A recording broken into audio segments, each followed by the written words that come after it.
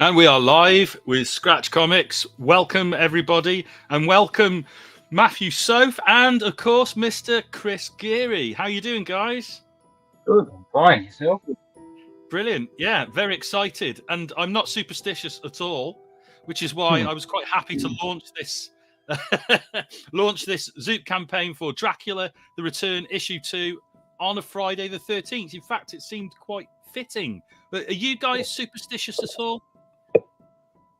I pretend I'm not, but I am really a bit, yeah.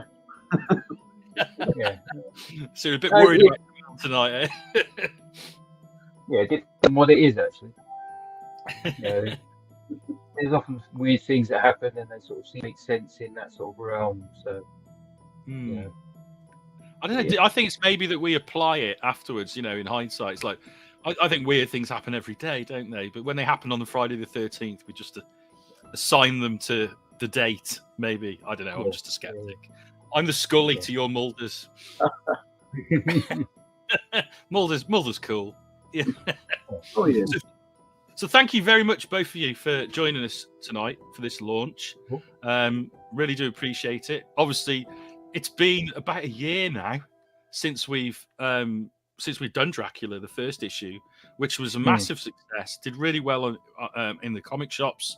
Did really well here on Zoop, and it seems like it's taken a while to get us to this point where we're ready to do issue 2. But I am very excited to launch it because we've got some beautiful artwork from you guys. You've totally outdone yourselves this time around, I have to say.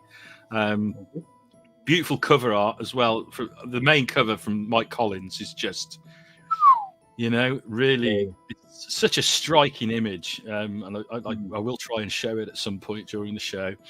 But I'm sure anyone watching this has probably already seen it, because I've been putting it around everywhere. Look at this great image, But obviously that was a joint effort as well. Matt, you coloured that. I remember the first time you coloured it, you sent me a red colour scheme, which was beautiful, and I've still kept that file, by the way, because I'm thinking one day I might use that because it is really nice. And then we went to the blue colour scheme.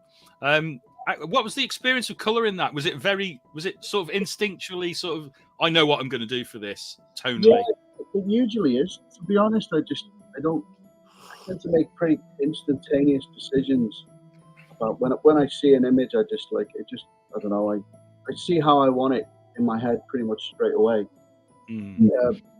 So I did the red version to try and keep it the same sort of theme as the first one. But then your suggestion was to go with the cool blue, and then the red will pop with the red of the lips and the blood droplets. So, and I have to admit, I think that does work better. So that was a good start. Well, I think that they were both great. I think the blue just seemed to pop. Yeah, it really did. I'll just see if I can get in there now, just to show folks, because I really would like to see folks to see your original take on it, because I don't think it should be consigned to history, because it's a really nice image. So that's what variant covers are for. Well, indeed. Yeah. Let's have a look, see if I can get this up on the. There we go. So I just need to open it, don't I? Is it going to let me do that? I'm not very good at this technical stuff, am I? Let's have a look. Ba-boom. I don't know if that's made it bigger. Can you guys see that on the screen? Yeah, you can see thumbnails. The thumbnail. It's not opening the main one. Let's see if I can get that done. I'm gonna have to remove that. Let's try a different screen share.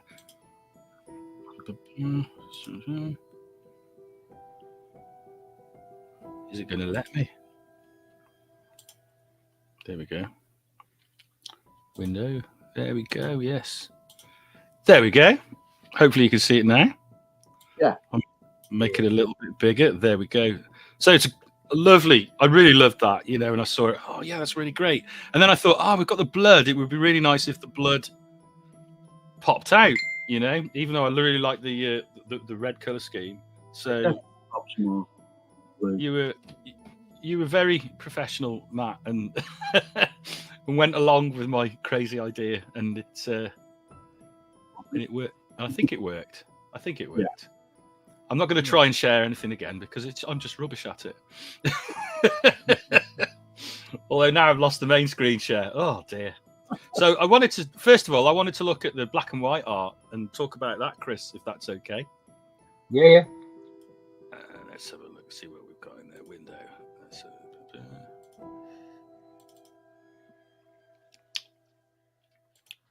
see if I can get that working. Why isn't that working? Because I'm in the wrong window. Enjoy the music, everybody. Talk amongst yourselves.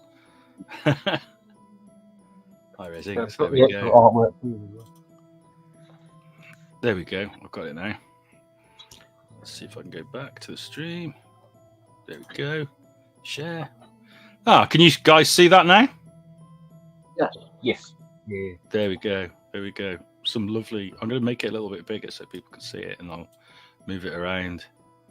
So obviously this hasn't got the lettering on it. This is just the artwork. I thought it'd be good if we're showing people previews. We don't want to give too much of the story away. Although the storytelling is that good, you almost don't need the lettering. You can follow it really easily. What I wanted to ask you actually, Chris, because obviously there's a lot of backgrounds in here. Did you use any reference for this sort of architecture, the railings and things like that, or was that just something that you've accumulated? Well, no, because this is based on the real building, so I found some reference material from the time that it took place. Even found an old blueprint type drawing of the place as well. And the gates, although they don't exist anymore, they're part of Hyde Park, I believe. They've been moved to that. So sort of took reference from that. So it's as whatever my meager skills are, I try to make it as accurate as I could to the building. Because it's like, but what's interesting about it is that when I first read the script and was going to draw it, I expected it to be more on the street, because Havik thought the building would be directly on the road, because there's actually quite a high wall and a big courtyard around it. That in fact, sort of like trying to be fidelity to the era, I sort of had to. That's why there is the gates and the wall that's there. Right. And weirdly enough, the top of the building is a black brick, or was a black brick. It doesn't exist anymore. So again, that helps from a graphic point of view, but it's then I had to do a bit of trickery with the gates as well to make sure that they were visible. My inclination is to make everything as black as possible, but I thought I should really give the readers an opportunity to identify something. It's fun putting a lot of blacks on the page, isn't it? And picking out the whites. Yeah. And of course, we're introduced here to a new character to the comic, who we will find out. Readers, you will find out when you pick up the comic. But she's an interesting character to say the least, and quite ferocious as well. Let's see if I can skip a page without having to reshare a different section. So if it'll let me do that. No, I don't think it's going to let me skip. It's not going to let me do a next image sort of thing. That's annoying. That's really annoying. Okay, let's see if I can go to the next one. There was another page I wanted to talk about. Wish I was better at this.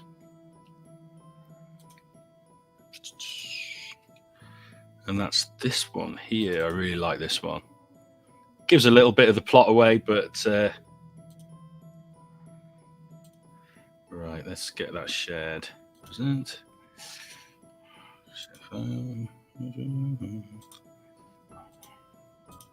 Right, can you guys see that now? Yeah. Brilliant. So I love this sequence, Chris. I just really like the storytelling. I love the inking as well. The really sort of rough lines that you created because you can see. I get the impression there's a fireplace nearby and there's a lot of movement in the light. Was that what you were going for with this? Yeah. It's really nice, really nice. And this gentleman here, he doesn't have a great ending. Well, depends. You might like it. Yeah, well, I'm sure for a little while he did. You know, he thought he was doing well there. But I really like the use of the sort of like half tones as well. I noticed that that's something you've gone for a little bit in this, and I've seen little bits of it in your other work as well. Is that do you find that's a really good sort of way of introducing like another layer of tone? Yeah, I've always liked sort of like dot patterns and stuff like that, but I don't go super crazy. Like I do prefer the older classic sort of, 30s, 40s approach to it, just literally keeping it as dots. So yeah, I mean, sometimes I try and replicate duotone board or duo shade board, and if you know that, but they don't make that anymore. But since somebody invented Photoshop, it's sort of like ruined the painting industry. But yeah, it's sort of handy to have. Like I'd also try to make it look like it's actually being cut out as well. Like I actually have got a brush which I've set up in Photoshop, so I sort of do, effectively paint it on as opposed to just actually fill it. Like you can just do a pattern fill, which the part of me thinks like it's cheating. So yeah, I prefer to actually paint it in as I go along. I like that. Sorry, go on, mate. Your ink's all digital. Sorry? Do you work digitally, the inking on you? No, it's all paper. So like so I only use a brush to ink with, including panel borders. And then the only thing that's sort of like not brush on there, in fact, is the tones. Right. And then occasionally I do toy with the idea of actually knocking them a millimeter or so out of whack, so it looks like they've sort of like starting to peel off or shifted during printing. But then I don't know if people think that I don't know what I'm doing, or you know what I mean. So sometimes you can be too clever, and people think he doesn't know what he's doing. So I thought I'd just err on the side of caution. Indeed, yeah. I like the idea. I like the idea of painting it on, and I like the idea of things not being perfect. You know, especially in a strip like this. It's a horror strip at the end of the day. Yeah. And you want it to look organic, don't you? You don't want it to look, if you're doing a sci-fi strip, it's good to have sometimes clean lines and that sort of more precise approach. But I think for horror, especially gothic horror, you want it to have a little bit of wobbly line. You want some of the tones to be not right quite in the right place. Yeah. I'm still trying to. Sorry, go on. I was say I'm always trying to find a way of doing like a bad version of an 80s like special effects thing to sort of see if you can draw bad special effects. That's what makes me think of it. To draw an 80s bad special, that's I mean, they had a lot of charm, didn't they? Those 80s horror movies. Yeah. All no CGI. It was all models and chicken blood. I'm a big fan of that stuff. To be honest, we've got a couple of comments. I'm just going to have a look, see if any of them are decent. Matt, have you had a chance to colour any of this yet? Yeah. I've got I finished the first 5, which we're going to show, I think, in the campaign. And spoilers. The other 15 are all in progress. Yeah, I tend to work the whole story in one go. Just it helps me with consistency and establishing moods and stuff, across different scenes. I don't tend to just do one done, then page 2. I don't work that way. So all underway.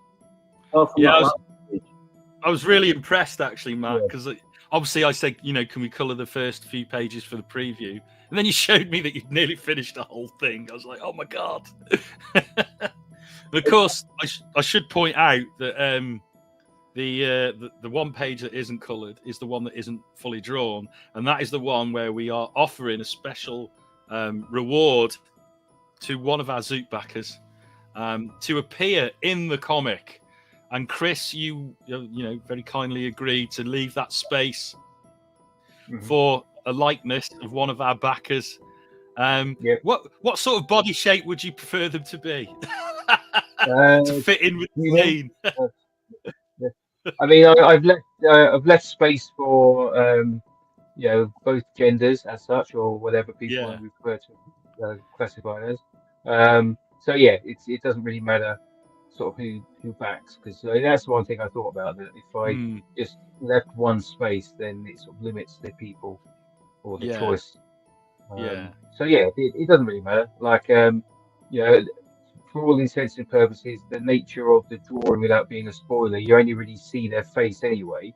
But it doesn't really matter if they're, as long as they're not, like over 7 foot tall, and they want to be depicted that tall, then that could be a bit of an issue. But apart from that, it doesn't really matter. There's ways around it as well, so it's fine. Yeah. It's a really cool thing, and thanks for doing it as well. It's a really nice. So it's really nice to have someone appear in the book itself. So I'll go to the comments. So Facebook, it says Facebook user because they've come from the Dracula group, and when you come from a group, it doesn't show your name. So if you want to let us know who you are, Facebook user. Hi guys, checking in from St. Louis, USA. So glad Shane at Scratch was able to get you artists to continue our story. So obviously must have bought issue 1. Yeah, thank you. Oh, you could have stolen it. You never know. What we got here? Hi everyone, Lawrence checking in. Hey Lawrence, that'll be Lawrence Allison of Hedrick fame. Oh. Hi chaps, I'm really looking forward to reading the backup strip that I'll be drawing.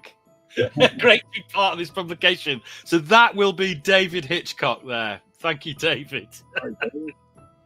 And you get a little bit of self-promo in there, David. So yes, David will be doing, I think it's a 6-page backup strip in the book, as he did with issue 1. There was a David Hitchcock. Oh, I didn't open it on the right page. There was a David Hitchcock story in there. And there will be again for the. I'm really excited. On that strip. Sorry, what was that, Chris? Great lettering on that strip. There was fantastic lettering. In fact, the lettering throughout this comic is absolutely outstanding. Thank you very much. That's all right. What else we got? Cool that you're on board, mate. I don't know who's talking to. I don't know who it is. Let's all accept it. It's fine. Sorry? Let's all accept it. It'll be fine. Yeah. And Shane, that first comment was me, Dacre. So that's Dacre, the writer. Okay. There we go. Great to have you there, Dacre. I will be playing a video featuring you later on. It's like one we made earlier with Dacre and Chris. So after I stop talking to these guys, I will be playing a live. Well, it wasn't a live because I recorded it, but we recorded it live. A chat I had with Dacre and Chris earlier on, because they are actually busy at the moment, jet setting around the world, promoting various projects that they're doing. I mean, Dacre is a really sought after public speaker. He's somewhere else at the moment, unable to actually join us at the stream. So thanks very much for joining us in the chat, Dacre. And who else we got? Love watching you guys chat about number 2, Dacre. Jolly good. Thanks for joining us, Dacre. So yeah, as you asked, Chris, Matt has coloured some pages, so I'm gonna show some of those. Let's see if I can get that done quicker than I did the last time. Coloured pages, there we go. So I think for comparison, it'd be quite interesting actually to look at those pages in colour. That we looked at before. That'd be quite interesting, wouldn't it, to see what was done with them. Yeah. Also, I don't know if you remember that the actual thumbnails that I originally sent through for that page that's currently on the screen were completely different to how they ended up sort of being as well. Yes. If you remember that. Yes, there were some changes. I mean, that's the evolution of the strip, I guess, isn't it? Just trying to get back in there, so I need to remove that one. I have got the other one up now. Okay. I need to remove that one. Present.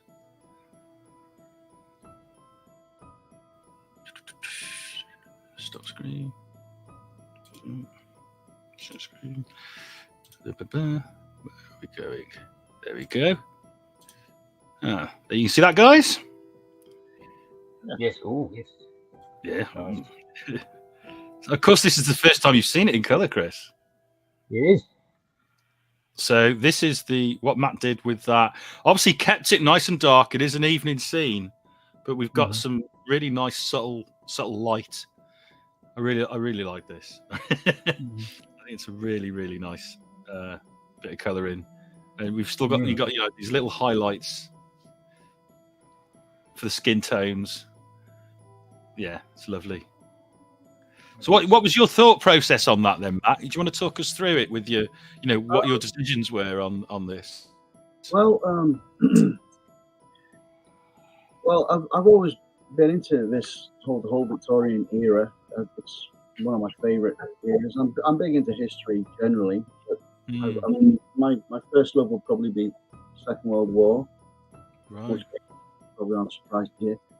But then I would probably say the Victorian Edwardian era, and I've read quite a lot about that era and the whole the pea soup fog in London. That's what the first thing that I thought of when I saw that first panel, the way you've broken up the lines at the bottom to let you know there's just the fog or the mist rising in the evening, and so I just want to make it look kind of a bit diffused, a bit distant, a bit sort of spooky. Obviously, it's a horror comic, and kept it all kind of muted as well. At this point. So yeah, kind of a quite limited palette, really. Picking out a few things like her mask. There's a bit of purple and yellow there, purple and gold. Yeah, and originally I'll reveal this because it was part of the process. You had an idea, didn't you, Chris, of doing a veil instead of a mask? Well, I didn't know she was supposed to be wearing a mask. Yeah. That bit was left out of the script, or the version that I got. And there's again just the sort of like homage, one of my favourite sequences from an old New Mutants comic that was done by Bill Sienkiewicz, and it's got a character who's revealed wearing a veil, and I just thought it was one of the best panels he'd ever drawn, sort of thing, and that's saying a lot. And so when I sort of originally read it, that sort of popped into my head as being a nice reveal. And I just thought her having a veil, because she has to reveal her face, because that was part of the script, that she reveals her beauty to the gentleman she's talking to. So I thought it'd be quite a nice way to go. And then I was then told that she actually has to wear a mask. And I was like, okay, we'll scrap the veil then. It was integral to the story, unfortunately. But I really like the mask design. That was so what inspired that, Chris? That design of the mask? Basically, it's sort of. I looked at some of the masks that have been around. I went, a good source actually was Eyes Wide Shut. There's a big mask section in that, so just looked at some of the masks that we used there, and would try not to go as extreme as some of them, because some of them are quite they're very well designed and really good looking masks. But I thought, in terms of what we're doing, they might draw a bit more attention to themselves, including the scene later on where there are more masks. Mild spoiler, but I just didn't want to again have the extreme looking masks. I just went for sort of more basic sort of looking, and tried to do some of them being more animal inspired, sort of like death moths and sort of stuff like that, has been without actually sort of sticking to an actual thing. Because I thought I just didn't want to accidentally copy anything that existed, so I just sort of made up my own sort of like mask as I sort of went along. No, that makes sense. No, I really like the design, and I really like your colours on your colours on it as well, Matt. That sort of the sort of mauve and sort of ochre. I think that really suits. It really goes with the rest of the scene, and I love your attention to detail, basically, because that color scheme runs throughout. Because you've got it on the badge here, on the insignia, and then you've got it again, that color on the inside of the carriage, that door there, and it helps everything all come together. It's really nice. Unifies things. I think coloring is a lot of people don't realize, do they, how important coloring is to the storytelling process. If it's just all over the place, it really distracts from the reader from following the story. You know. Yeah, it's got to be in service to the line art. It's in that sense it's secondary. I think I don't know, some colorists maybe don't think about that too much, and it can overwhelm the line art. So I try to never do that. The art is the showcase. I'm just there to assist, really. I'm sure Chris is glad to hear that. Yeah. Well, it's a bit similar to lettering as well, really. So, lettering and colouring are both integral to the storytelling and the overall look, but really they should be invisible. Like, if you spot them, then something's gone wrong, really. I agree. Yeah, you should be able to scan it and read it and not really even think about it, not have anything to stop and think. Yeah. It's only people like us that spot these things, basically. But the reader should, like you say, the reader, it should be invisible to them almost. They're just taking it in. Definitely. So I'll just show one more page in my inept manner before we we go on to some more chat. Let's have a look. Let's remove that one. I will try and go to a different page, preferably the one that. There we go. Yes, we'll go to that one. Just going to share that. Share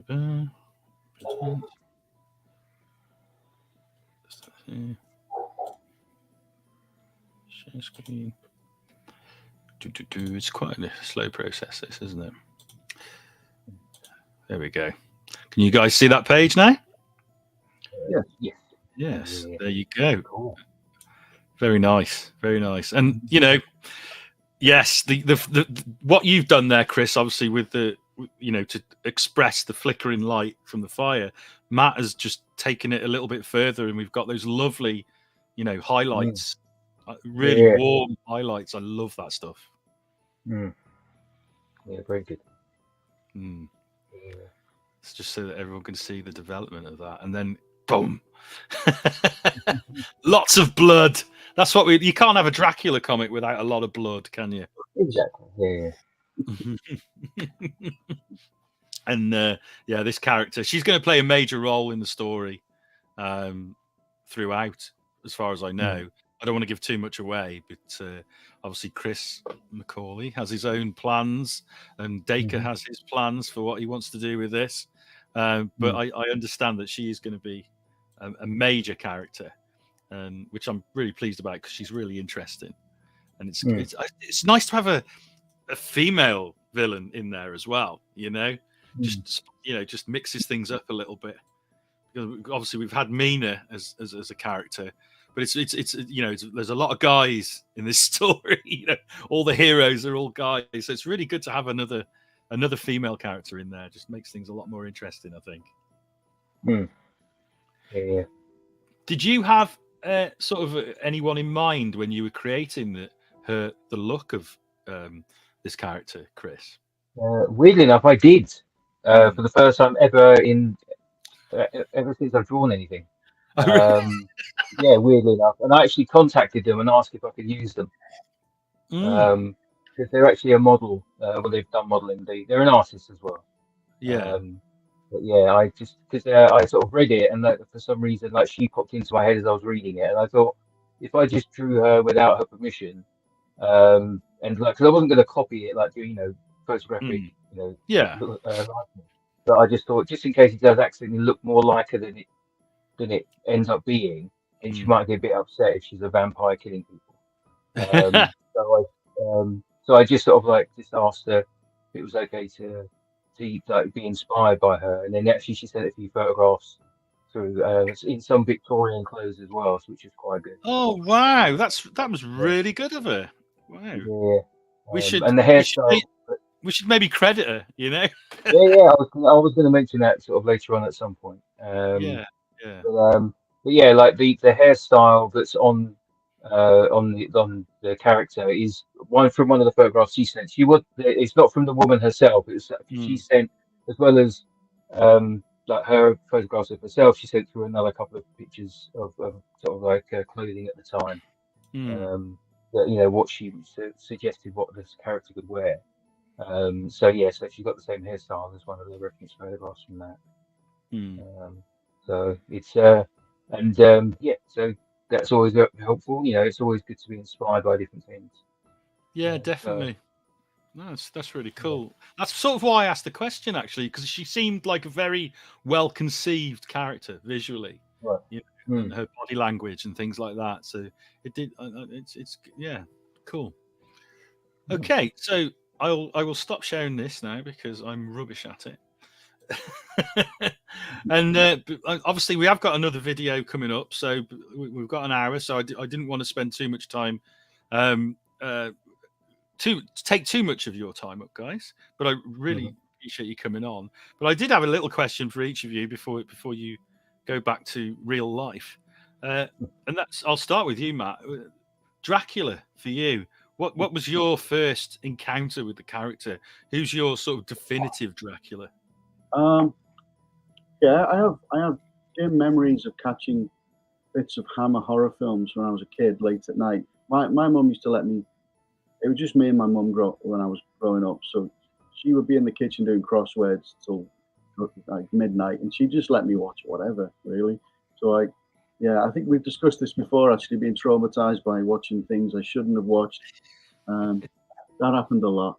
So I remember. Yeah, I don't remember them having a massive impact on me, like in the way, say, like The Thing or something, or Alien did.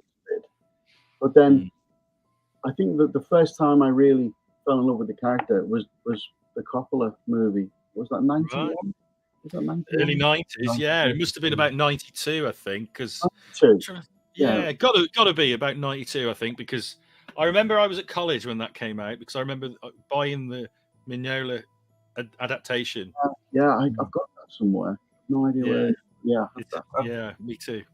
I've got 3 versions of that. You've got 3 versions of it. Yeah, well, I've got the original newsstand version, which came out over here, and that was actually printed on A4. Yeah. And then I bought the US version because it had trading cards. Yes. Plus, I've got the black and white version as well. Wow. Which IDW printed the black and white version a few years back.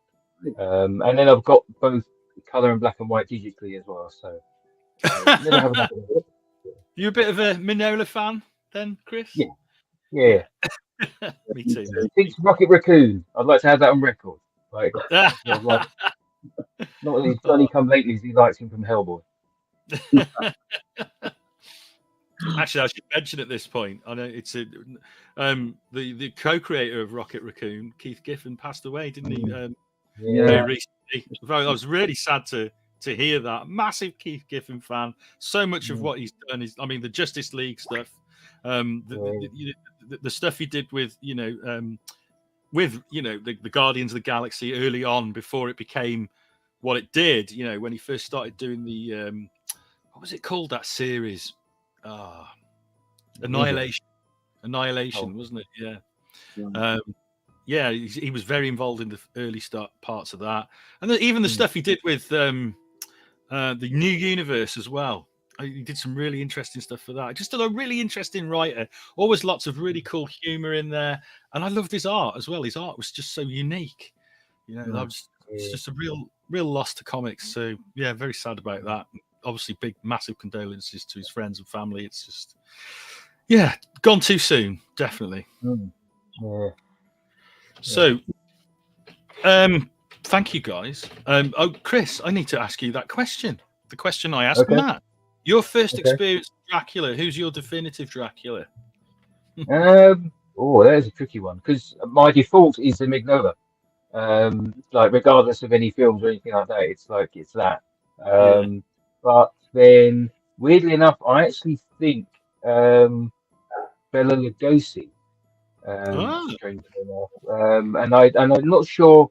I'm pretty certain that was the first one that I sort of saw when I was younger, without really knowing what it was. And definitely saw glimpses of the Hammer horror, and because they were on all the time, usually BBC Two late night, sort of like 10 o'clock type thing. That's the problem. Buried in his costume, wasn't he? Is that right? Sorry? He was buried in that costume, I believe. Oh, he could have been. I most probably. I think. But then also, weirdly enough, I sort of rediscovered Lugosi again a little bit older with the Ed Wood film that Tim Burton did. because he's plays a part in that, like by Martin Landau. Yes. And it sort of just made me reappreciate Bela Lugosi from that. So yeah, so I think cross between, like, if Lugosi was Lugosi was drawn by Mignola, then there you go. The perfect Dracula. Yeah. I quite like that. Yeah. I mean, for me, it's a really obvious one, but I always loved Christopher Lee, man. I was just grew up watching those movies, Christopher Lee and Peter Cushing. That just, I don't know, man. He just commanded the screen. Oh yeah. That guy. He was just such a presence. Yeah. In the time between me reading the scripts for the whatever issue I'm going to be working on and drawing it, I tend to watch pretty much all Dracula films that exist. That I have on iTunes, so that includes like Frank Langella's one as well. And even Nosferatu, everything, just to sort of get me in the mood again. Yeah. I mean, there's so much out there, isn't there? Dracula wise, it's we forget sometimes all of those movies, comics, games. Yeah. You know, it's overwhelming. And there's a new version of Nosferatu coming, isn't there? Yes. Yeah. I think it's filmed. I think it's just in post production. Yeah. Should be. I think very interested by that. And of course, there was a sequel made by our friend David Hitchcock and John Short. I can't remember the name. It's Shockwave, wasn't it? That they put together, which I have backed actually on Kickstarter, every issue of that, because there's some great strips in there. But yeah, Dave's sort of sequel to Nosferatu, just absolutely stunning pages, man. You know, I wish I'd have published that. John got that one. Well done, John. Absolutely gorgeous strip, you know. So anyone watching who loves Dracula, I'm assuming if you're watching this, you love Dracula, do check out Shockwave from John Short. Cult Creations is with a K, of course. Absolutely brilliant anthology, Shockwave. There's some great strips in there, but most notably is the Nosferatu sequel, which is absolutely. I don't know if you guys have seen that. Have you guys backed Shockwave? Did you pick it up? No, I didn't heard of it actually, so no, a little bit out of loop on things like that. There you go. Well, it's because you're not on Facebook, Chris. No, I'm not. And I don't blame you. It's not always a good place to be, but yeah, I highly recommend it. It's absolutely superb anthology. It really is. Anyway, I should let you guys go and have your teas or whatever it is you are planning for tonight. You are, of course, welcome to hang around in the stream. I'm going to play an interview that I did a couple of days ago with Dacre Stoker and Chris McCauley, the co-creators and writers of our wonderful strip. And then what I will do after that is I will quickly show everyone the launch, the Zoop, which is now launched and is live. If you are interested in, if you're out there and you're interested in the book, I will share a link with you momentarily. No, it's not that one. There it is. There we go. That is the link to pledge for the Zoop. Check out the preview on there. Check out the wonderful art from these two guys. It is absolutely. I'm so proud of it. You guys have done an absolutely amazing job, I have to say. Thank you so much. It's we thought issue one was brilliant, but I thought that was sort of a pinnacle of comic storytelling, and then issue 2 came along and it's even better. You know, really excelled, and I really do think that, you know, it's like you've got into your groove. I mean, do you guys feel that? Do you feel that now you've done a first issue, the second issue, you've like got into a groove, and you produced work of a really good standard? I do, yeah. Sorry, Chris, go ahead. No, I think so. Yeah, it's but I don't know. I always feel as I'm in a groove, so it's difficult to say. That's all right then. I mean, like I say, issue 1 was brilliant, but it's just issue 2 is just, you know, the storytelling, everything about it. You know, there seems to be more detail in there. It's just really, I really like it. I think it's played to your strengths as well, Chris, as some of the script perhaps, because there's less there's less of the splash pages. There's more storytelling going on, which is what you're really good at, and it's really nice to see you doing that stuff, like the page that we showed before with, Camilla kissing the guy and then that was just masterfully done. I love seeing stuff like that. And there's another page which I haven't shown with, it's a dream sequence with wolves. The page I mean. You can't hear my dogs, can you, right now? I can. Yeah. Children of the Night. Very good timing. Yeah. Oh, Children of the Night. What beautiful music they make. It must be the mailman. But yeah, that's a great page. That dream sequence where Mina's being chased by wolves. It's fantastic stuff. That's something that they can check that out on the Zoop campaign. It is available. So thank you very much, guys. Like I say, you're welcome to hang around in the studio while I play the video. But if not, thank you very much. Have a great evening, and we'll see you next time. All right. I think I'll watch. Yeah, I'm going to leave it playing while I just crack on with some colouring. Cool. Yeah. Well, I'll put you in the studio, and you'll be able to hear the video as I play it. Cool. Cheers, guys. Okay, thank you very much to those guys. It's always nice to talk about how the work's produced. So this is a little interview that I recorded a couple of days ago with Chris and Dacre. They talk about the whole thing, and it's really good stuff. So let's get that shown. Both Dacre Stoker and Chris McCauley, welcome to our little live launch. How are you guys doing this afternoon?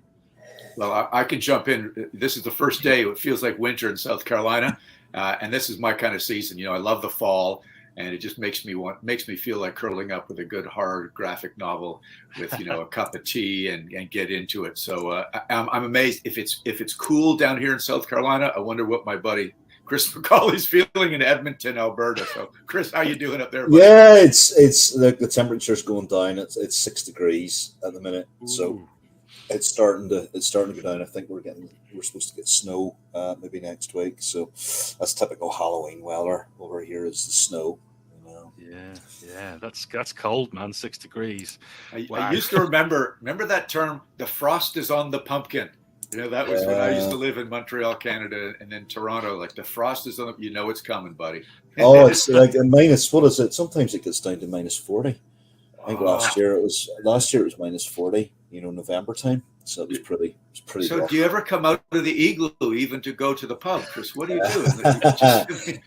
No, I get chauffeured to the pub now, Dacre. That's like car comes, just get in the way you go.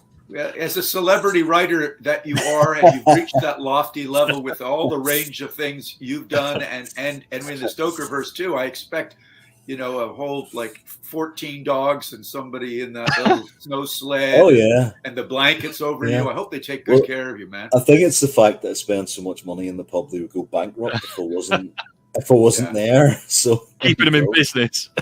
I keep them in business. Yeah. And the Guinness doesn't freeze. It doesn't freeze with the Canadian wind chill factor below 40. They can keep it warm for you. It's not too bad. I mean, over here, the sort of Guinness, I used to drink Guinness warm actually in Ireland. Of course. So you'll be going to Ireland soon, Dacre. I know that. So if you get to Temple Bar, they'll give you an option of having it warm or chilled. But they also do the Guinness Zero now, which is pretty good. It's not too bad. It's very alcohol-free Guinness, and it's similar. It's just a little bit more sugary. They mix it with fructose. Before we get back to Shane, who is our almighty publisher, Chris, do they know? Oh, you got a Canadian passport, so you don't have to redeem your Irish passport for drinking Guinness Zero, right? No. I did get into trouble once for drinking Budweiser in a Guinness glass, though. Oh, that's close to the line. It's pretty bad, actually. It's close to the line. Well, the last few videos we've done, we talked about Shane Chebsey, and here he is today, guys. he's the guy behind this whole thing. So sorry, we've been Chris and I catch up. We only talk about 3 times a day on Stokerverse cool, man. and about the comics, but we'll throw it back to you, Shane, to get this rolling. That's totally cool. Actually, funny enough, here it's unseasonably hot. It's like the middle of summer and it's October and it makes no sense whatsoever. There's something not quite right with the world. It's the sun is really shining and I'm in a t-shirt and shorts and I'm sweating a bit. So just to join in on the boy, the UK is everything is flipped around. If the UK is summertime in October, but and the vampires aren't out when the sun's shining. No, so you're safe for now. That's it. They're in their coffins, most definitely. Absolutely. So, because we're talking tonight. I say tonight, this afternoon, about the new issue of Dracula The Return, Cult of the White Worm, which we're all obviously very, very excited about. I'm really excited about. I've seen all the artwork by Chris Geary. It's absolutely outstanding. There's lots going on the pages. The script has taken a new turn. In issue 1, we went through the process of establishing, how Dracula comes back. Big spoiler alert, everyone! Dracula comes back. I don't think that's a big surprise by the title, but obviously now we have to take it in another direction. What's his plan? What's going to happen? Is he going to take revenge on those that tried to thwart his plans? I think evidently he is, and we get some hints of that in this issue, and it's pretty hard hitting stuff. But there's something very, very different about this Dracula and the Draculas we've seen everywhere else, like in Hollywood and places like that. This is still the Dracula, the original Dracula, as intended by Bram Stoker, and it's a different direction than we've seen anywhere else before, isn't it, Dacre? Well, that's the whole point that Chris and I in Stokerverse are bringing back, the man in black, the man that Bram created. He is not your, kind of runway model, teeny guy that sparkles. He's not. As much as I respect the way that the Draculas on stage and film have gone, with Lugosi in the Dinner Jacket and Christopher Lee and Gary Oldman and Jack Palance, everybody in between, we are bringing back that really bad, horrific character. And Chris McCauley and now I've been doing that in different ranges, and now doing it in Dracula The Return issue number 2. Bringing him back, and you're really seeing what this guy's up to. That line that always sticks with me, I will seek my revenge. I have, basically I've got centuries to do it. And now we're seeing what happens in London. The band of heroes, the ones that are, still with us. Some certain things happen to them that I think the fans will love. And as Chris will say in a moment, we've introduced some other characters that were in Gothic literature that we know from all the digging that we've done into my great granduncle that were in his consciousness, because you'd have to be under a rock if you didn't know about Carmilla and Frankenstein and Jack the Ripper and all these other things. So Chris, why don't you carry on with giving some guys hints without spoilers of what people can expect with the characters we've conjured up in issue number 2. Yeah, well, we've got our own version of Carmilla. Some people guessed correctly. Shane asked the group in Facebook who the lady maybe on the front cover was, and 1 or 2 people guessed correctly. Yeah, it's Sheridan Le Fanu's character Carmilla, who we've now brought into the Stokerverse, and she's Dracula's niece, and that's all I'm going to say about that. And then we kind of progress the storyline onwards, where you see the ferocity of Dracula, and also his cunning as well as intelligence, which I think is really important. We bring in other characters. If you've picked up a copy of the Stokerverse RPG, you'll have noticed that we have various characters from Gothic literature, like Frankenstein's creature, Jekyll and Hyde, various types of werewolf, and even characters like Miss Havisham have been touched by the Stokerverse magic. So that's interesting. That's very different. Yeah. So what Dacre and I do is we're keeping the authenticity by imagining what those characters would have been like if Bram Stoker had created them. And it's as a writer, that's an interesting challenge. And Miss Havisham in the RPG is a zombie. she's somebody who has been waiting for an eternity for her husband to return, and there's all sorts of other things that go on there with her. But that's kind of a taste of what we've been doing with those kind of characters. And the concept, if I may jump in, is Chris, you mentioned the RPG. What our publisher Shane Chebsey has been so good at is sort of accepting that we have created a Stoker verse, a universe, and it's coming out in some of Chris's poetry, some of the short stories, some of the things we've done together, some things we've done with other people, but it all ties in to this sort of the world that Bram lived in the Victorian era, the end of that Victorian era, when all kinds of weird things, occult, mesmerism, spiritualism, changes, really in industry, religion, all these things are kind of really fluid. And so this is an integrated universe that appears, with Crooked Dice and the board game. We've got a video game coming out, but really to me, the foothold is this series of graphic novels with Scratch Comics, and one was a great success. A lot of things introduced, some cool side scripts, and that's moving on. And this thing hopefully gets funded on Zoop, boom, and then we get into number 3. So folks are in for a ride. And as I said, it's all integrated into this unified Stokerverse. Yeah, and that brings me on actually to a question, Dacre, because you're talking about it's set very much in that sort of Gothic, sort of towards the end of the Victorian era when everything was changing. There were new technologies being introduced. There were new ideas coming into the world, and there's this idea, isn't there, that Bram Stoker actually sort of based Dracula on a real character, but also going further than that, there is a possibility that the character of Dracula was actually a real person, and that's something that we're exploring in this second issue. Did you want to elaborate on that at all? Yeah, it's a fine line, as Chris and I talk about, elaborate and not give it away. Yeah.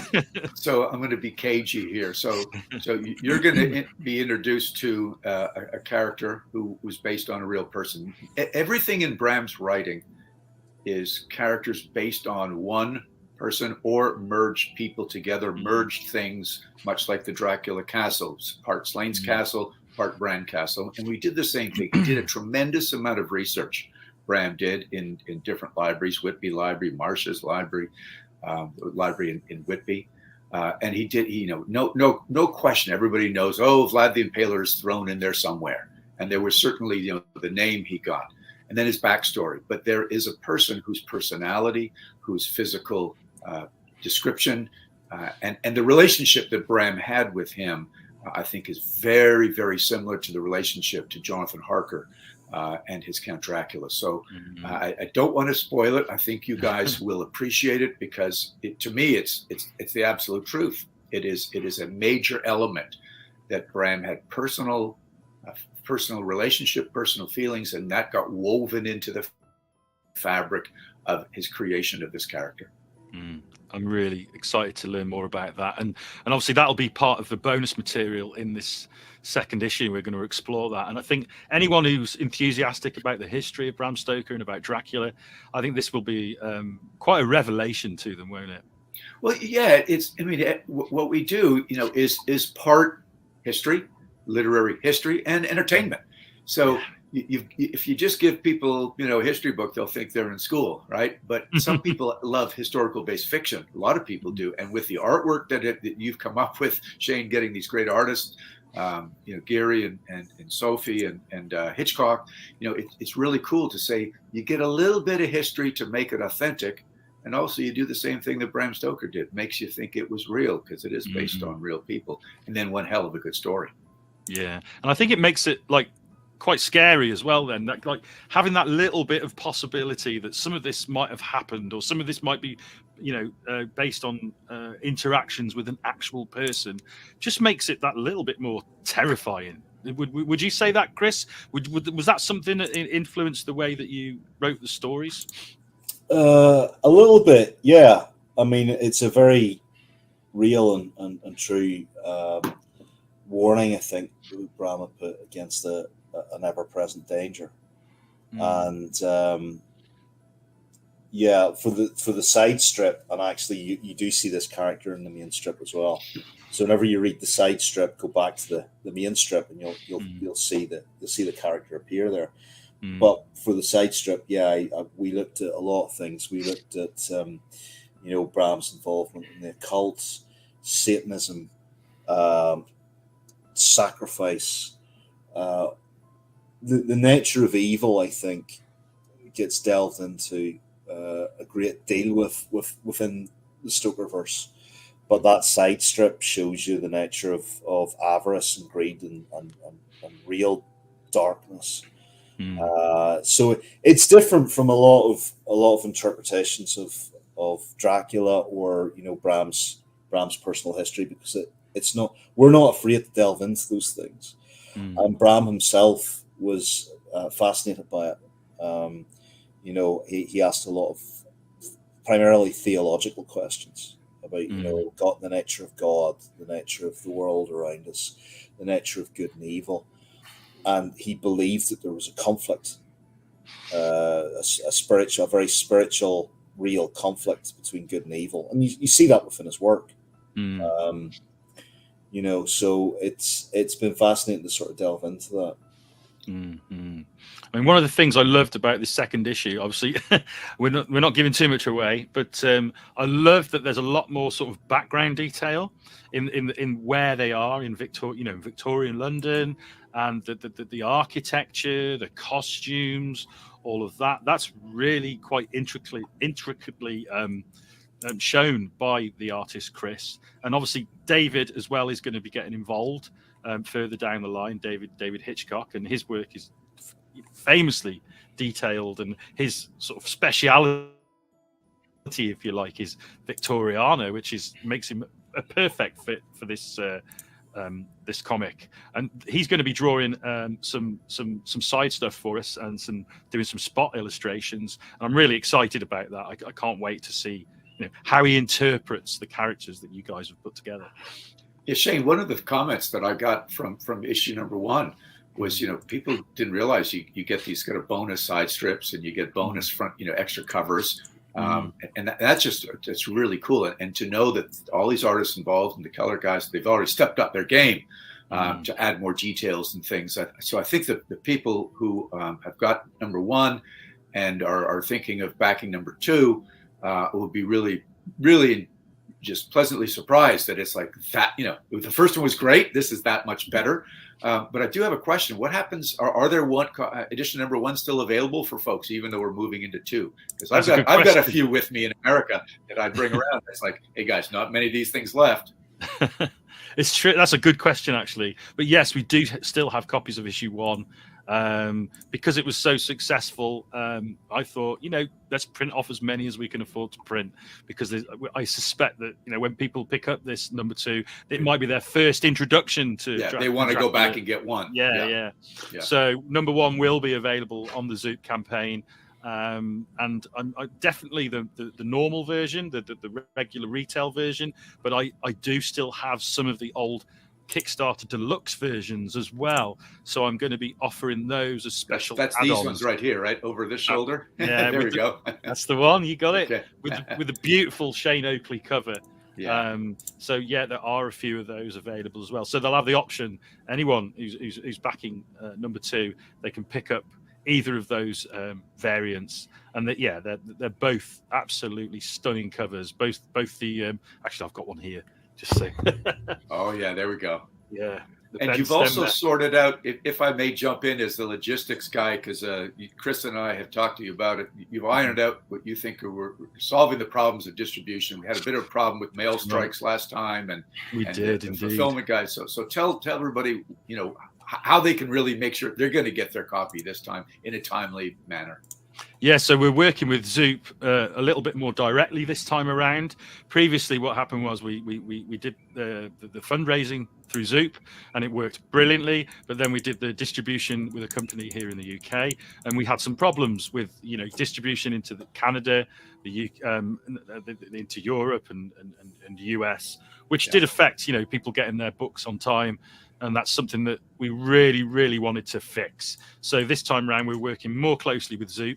They are actually handling the distribution of the books and helping us with the printing. They are based in the States, so that we now have an ability to distribute into the UK, into Europe, the States, and Canada very easily with our partnership with Zoop. So that will ensure that people get their books correctly and on time. So that's a major issue of improvement there that we've made logistically. That's good. Because it's like, hate to say, at the end of the day, it's not Macaulay and Stoker's fault, but we're the front guys, and Chris and I were getting asked that a lot. And look, you feel bad, but it's not in your hands. But people have put out good money, and they to back the thing, to make it happen, and they want their books. So I'm glad you got that sorted, and hopefully it's all going to work very smoothly. Yeah, I'm very excited about that, working with Zoop more closely as well, because those guys are fantastic. They've got a really good professional outfit. They've worked with some of the biggest names in comics. They've done stuff with Howard Chaykin, Nick Patera, just really, really big names, and they've distributed them with those guys as well. And so they've got a great track record. They also, the one guy from Zoop actually managed the very famous Keanu Reeves Berserker campaign for Kickstarter, and then went on to develop Zoop with his partner. So these guys really, really know what they're doing. They're a very professional outfit, and I'm very, very happy to be working with them. All right, can you tease any of the enticements, those things at different levels that we give away, or are you allowed to say that at this point? Sure, yeah. Obviously, the popular, what I went with was what was popular with number one, because some of the rewards, aren't as popular. We threw a lot at it and said, "What do you want, guys?" And some people pledged more on some things than others. But what was obviously very, very popular was original art. So we'll have more original art options. There'll be sketch covers, because they just go. As soon as we announce sketch covers, they tend to just disappear. People want them straight away because it's a unique item. That sketch cover is a one-off item of the comic. So it's a blank cover. One of the artists, either Chris or David, will do a sketch on the cover, and it'll make it an item that nobody else owns. It's a really nice thing. It's a great, affordable way as well of owning some original art.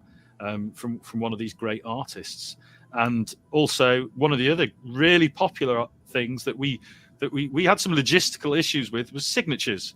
Everyone, you guys, especially you, Dacre, they want your signature on these books, and it was quite difficult to sort of get the books backwards and forwards with a signature. So what we're doing this time is a signed book plate, and it'll be a really nicely designed book plate with some artwork on it, and we'll send those out to be signed, and then they'll come back to us and we can send them out as well. Zoop will send them out with the comics, so it'll be a much smoother process. Everyone can get as many signatures as they want. If they can just pledge for a book plate. If they want multiple book plates, they can have multiple book plates. It makes it a lot easier. We're not having to sort of match up a signature with a book or anything like that. If you want 5 book plates, you just order 5 book plates, and you can then put those with your books.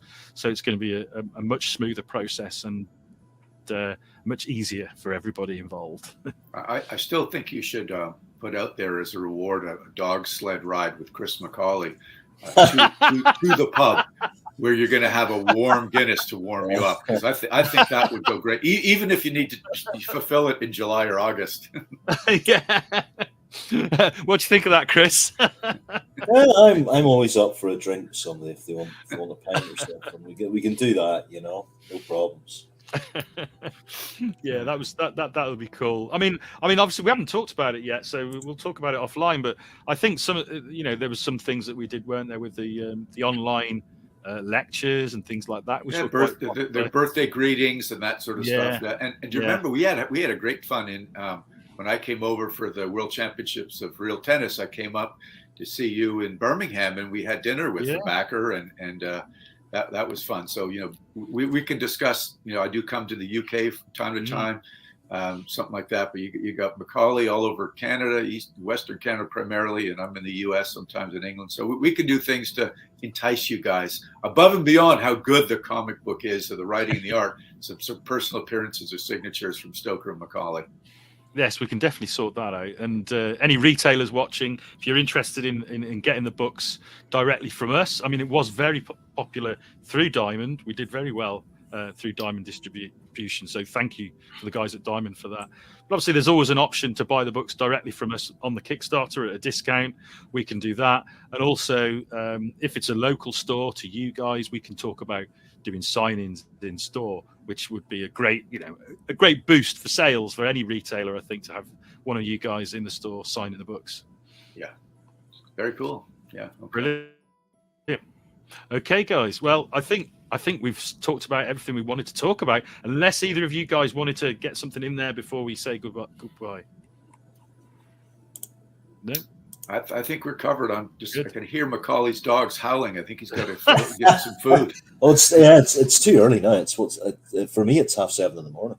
No. Oh, don't spoil them. Don't give them breakfast, Chris. Wait till lunchtime. Give them something. No, I need to go to bed soon because the sun's coming up. So get out of those rays.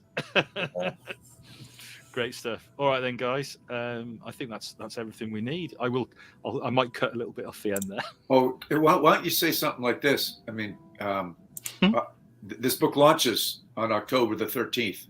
Mm-hmm. Macaulay enlightened all of us about the significance of launching, anything on October the 13th. Yeah. Chris, tell us the story, Chris. Tell us the story. Yeah, why Friday the 13th in October is such an unlucky date is because that was when the Knights Templar were arrested by Philip IV and put to death. They were burnt to death overlooking the River Seine. So the last Grand Master of the Templars, Jacques de Molay, cursed Philip and the Pope who were present and commanded that they would join him at the heavenly table to feast within 1 year of his passing, and that actually happened.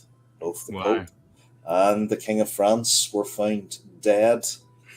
So there is a reason I will not appear on camera on the 13th of October. So that a little bit of superstition there. So that's why we've just got your avatar. Yes, right, I am actually a Knights Templar in Freemasonry, so I hold to that. So yeah. Well, I must admit I'm not a superstitious person, other than to say that the last time I launched something on Friday the 13th, it did very, very well. So I'm quite happy to go with that pattern again. Well, it makes a damn good story, and luckily Macaulay is safe and protected behind his screen. And the rest of you guys get out there on Friday the 13th, unlucky or lucky, superstitious or not, and back Dracula, Return of Dracula, Cult of the White Worm, issue number 2, Scratch Comics. You better be there, or we're gonna get you.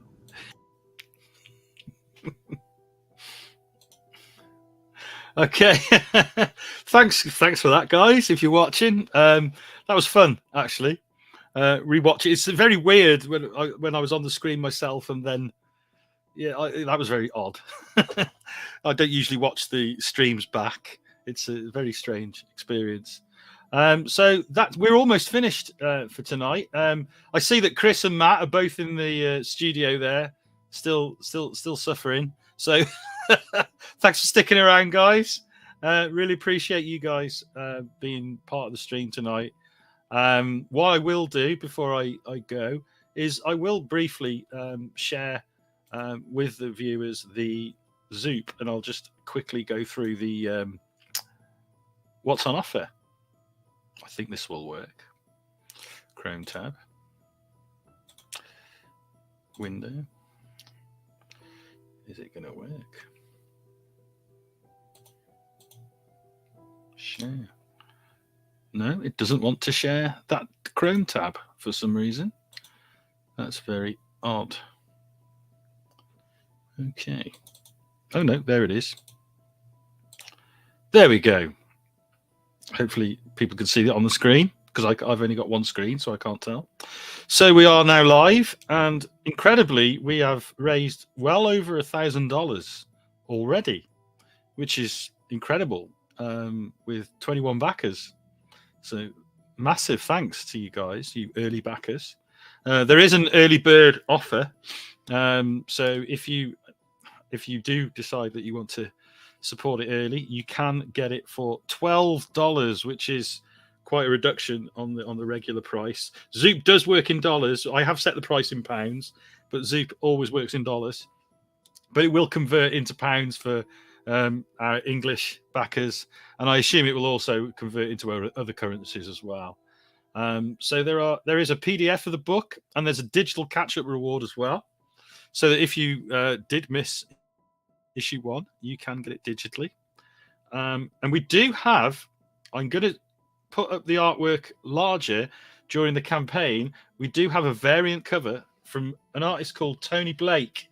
Now, I'll share the full art with you guys later on in the campaign, but this is a gorgeous cover. It's something really different, incredible piece of art, and 2 people have already claimed it.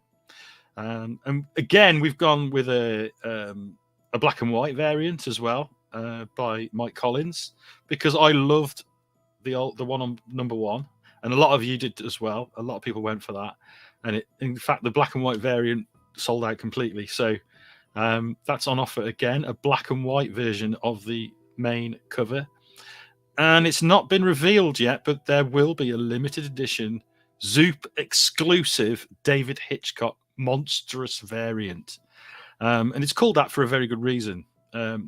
I'm not going to give it away, but when you see this cover by David, I think you will be blown away by the art. Absolutely amazing. And as I say, there is a printed catch-up reward, so you can get both editions of the book for $17. Then we have the collector's bundle, which is all of the variants together. And there are some retailer bundles as well on offer. So if you're a retailer and you're interested in getting some of these in bulk, you will get a discount. And that starts at a $30 package, $182 package, and a $600 package, which gets you a wholesale 500 copies of the book. Zoop also offer a tip jar. So if you want to support the project, you can add tips, and somebody has already. So thank you very much for that. Also, there are add-ons. Now, Zoop is very different to Kickstarter. You can build your own package, basically. So once you've gone for one of these major awards, you can then add as many of the add-ons as you like in one go. A bit like when you go to a shopping cart. So you can get the deluxe version of Dracula #1 with that gorgeous Shane Oakley cover. There is a sketch cover offer from Chris Geary. And there's an example of one of his previous sketches there. One of those has been claimed already. They do tend to go pretty quick. And even though we've not got a preview image, one of Dave's sketch covers has gone as well. So they do go. So if you're interested in a sketch cover, I'd get in there quick. We're offering art prints of all 3 covers. They will be 8x10 prints. So they'll be reformatted for 8x10, which is a common size for framing. So if you want to put it on your walls, that's convenient. We are offering a live online Zoom lecture from Dacre Stoker, $150. Chris has kindly offered some commissions again. The Bitten Commission by Chris Geary, so called because you can be depicted either biting somebody or being bitten, whichever you prefer. The Dinner with Dacre USA offer is on. We may be adding a UK date to that. That will depend on Dacre's availability. So during the campaign, we may add a different add-on with a UK dinner date. And then there's the signature offer. So there's a really nice book plate based on the art from Mike Collins, designed by Andy Bluer. These book plates will be signed by both Dacre and Chris this time. So you can get both signatures on a book plate with your book. There is a one-on-one live chat with Dacre and Chris on offer as well that we did last time, and that worked really well.